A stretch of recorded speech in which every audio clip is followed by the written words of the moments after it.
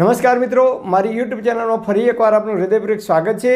આજનો ટોપિક છે મિત્રો કે આજે હું તમને એક એવી ઔષધિ બતાવું કે જેનો ઉલ્લેખ ચરક ઋષિ ચરક સંહિતામાં અને ભાગવત ઋષિ અષ્ટાંગ હૃદય બુકની અંદર પણ કરેલો છે। શિયાળાની ઋતુની અંદર આ ઔષધિનો ઉપયોગ તમે કરશો તો શિયાળાની અંદર ઠંડીના કારણે જે લોકોને હાથ પગના સોધા જકડાઈ જાય છે કે હાથ પગના સોધામાં દુખાવો થાય છે કે જે લોકોને એકવાર ચિકનગુનિયા થઈ ગયો હોય અને એના કારણે શિયાળાની ઋતુની અંદર ચિકનગુનિયાની અસર થતી હોય અને હાથ પગના સોધાની અંદર દુખાવો થતો હોય, ઢીંચણમાં દુખાવો થતો હોય, એ તમામ પ્રકારના દુખાવો મટાડનારું આ એક ઔષધિ છે। એનું મેં ચૂર્ણ બનાવ્યું છે ઘરે, અને તમારે પણ ઘરે જ બનાવવાનું છે, બજારમાંથી લાવવાનું નથી।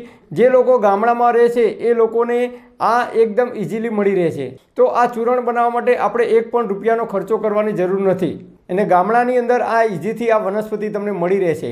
અને હા, જે લોકોને તાવ આવતો હોય, શરીરમાં અશક્તિ આવતી હોય કે વારંવાર થાક લાગતો હોય, ઇમ્યુનિટી પાવરફુલ કરવા માટે પણ આ ઔષધિનો જ ઉપયોગ કરવામાં આવે છે।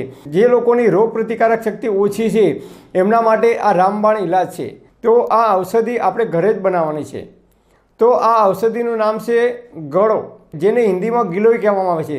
જી હા મિત્રો, ચોમાસાની ઋતુની અંદર સૌથી વધારે ગળોના જે વેલા આવે છે એ ગળોના વેલા જોવા મળે છે। અને લીમડા ઉપરની જે ગળો આવે છે, લીમડા ઉપર જે ગળો વીંટાઈને ઉપર ચડે છે, એ જ ગળોનો તમે જો ઉપયોગ કરશો તો એ આપણા શરીર માટે ખૂબ સૌથી વધારે ફાયદાકારક છે। ગળોને આયુર્વેદમાં અમૃત સમાન ગણવામાં આવે છે, એટલે કે કોઈપણ પ્રકારની બીમારી હોય તો એની અંદર ગળો એ સૌથી બેસ્ટ કારગર ઉપાય છે।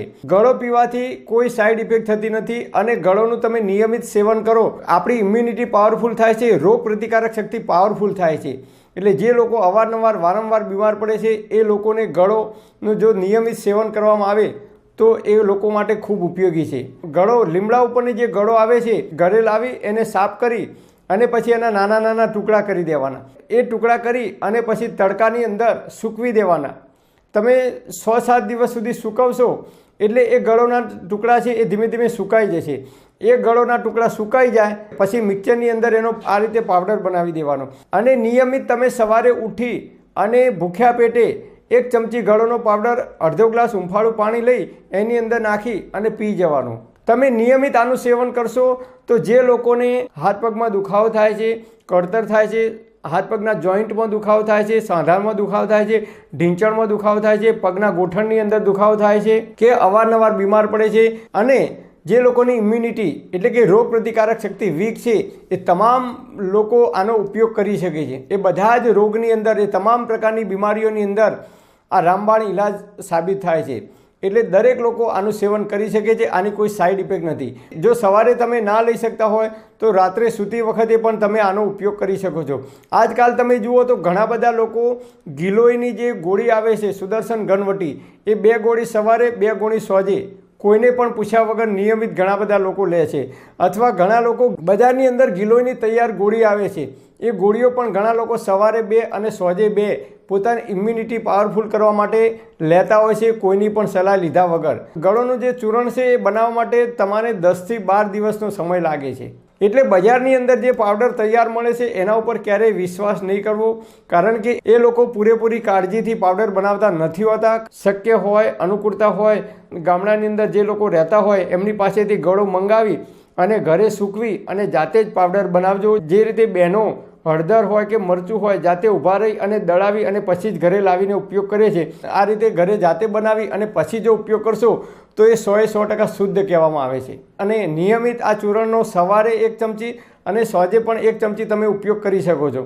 તો સવાર સાંજ 1-1 ચમચી તમે ઉપયોગ કરશો, સવારે ભૂખ્યા પેટે અને સાંજે જમવાના અડધો કલાક પહેલાં અથવા જમવાના 1 કલાક પછી અડધો ગ્લાસ હૂંફાળા પાણીની અંદર નાખી અને તમે જો ફાંકી કરશો, જે લોકોને હાથ પગના સોધા જકડાઈ જાય છે એટલે કે વા આવે છે અથવા ઢીંચણની અંદર દુખાવો થાય છે કે કમરમાં દુખાવો થાય છે કે પગના ગોઠણની અંદર દુખાવો થાય છે, એ તમામ પ્રકારના સોધાના દુખાવાની અંદર આ અક્ષીર ઇલાજ છે। અને જે લોકોને વારંવાર તાવ આવે છે, બીમાર પડે છે, વાયરલ ઇન્ફેક્શન થાય છે, ઇમ્યુનિટી વીક હોવાને કારણે એ લોકોને પણ આ અક્ષીર ઉપાય છે। તો એવા લોકો પણ આનો નિયમિત ઉપયોગ કરી શકે છે। પણ હા મિત્રો, તમારે કોઈ ડૉક્ટરની કે વૈદ્યની દવા ચાલતી હોય અથવા તમારે કોઈ લાંબા ગાળાની બીમારી હોય તો ડૉક્ટર કે વૈદ્યની સલાહ લીધા પછી જ આનો ઉપયોગ કરવા માટે વિનંતી. પરમપિતા પરમાત્મા આપ સર્વેને તંદુરસ્ત અને નિરોગી રાખે એવી હૃદયપૂર્વક મારી પ્રાર્થના. Thanks for watching my video. Thank you.